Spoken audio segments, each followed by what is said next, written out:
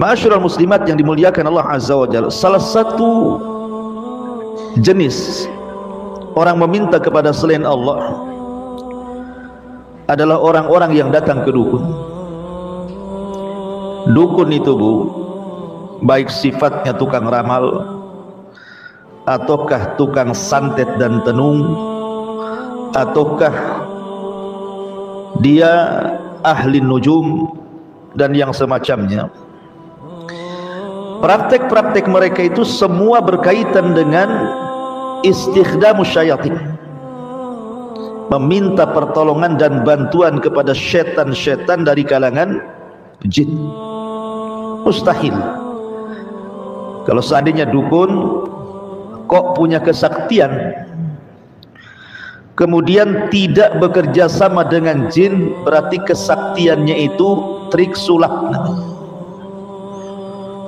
Boleh jadi mungkin dia menggunakan trik-trik sulap dengan alat-alat tertentu, bahan-bahan tertentu, atau kecepatan tangan atau pengalihan, supaya orang menyangka itu adalah sebuah kesaktian, padahal hanya trik saja. Dan itu banyak pada zaman sekarang ini, terutama di YouTube itu. Kan banyak pula di YouTube itu ada acara-acara itu, seperti orang yang nampaknya kayak kiai, kayak gus gitu ya, berpenampilan agama, pakai serban, pakai jubah, kemudian entah macam mana disetting sedemikian rupa, kemudian di situ dipertontonkan bagaimana dia membasmi dukun-dukun santet, membasmi tukang-tukang sihir, gerebek dukun bahasa mereka itu. Kemudian di situ terjadi adu duel yang luar biasa gitu ya. Kadang-kadang pental-pentalan tuh. Kemudian mengeluarkan api. Itu kalau tidak menggunakan bantuan jin, maka itu semacam trik, atau mungkin sudah disetting sebelumnya. Karena ini akan jadi tontonan, hiburan untuk menarik minat penonton menonton acara dia.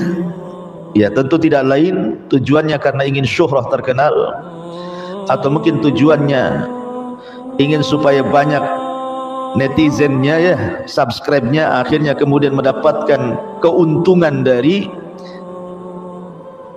tontonan yang ia tontonkan kepada kita. Tapi masalahnya banyak unsur-unsur dusta, bahkan banyak unsur-unsur kesyirikan walaupun semacam settingan.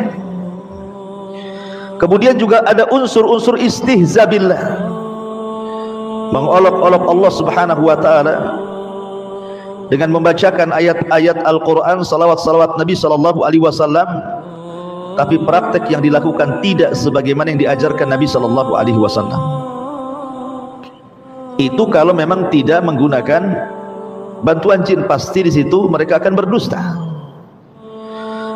Tetapi kalau memang dia dukun beneran, tukang santet beneran gitu ya, maka tidak lepas daripada istikhdamus syayatin, meminta bantuan kepada syaitan.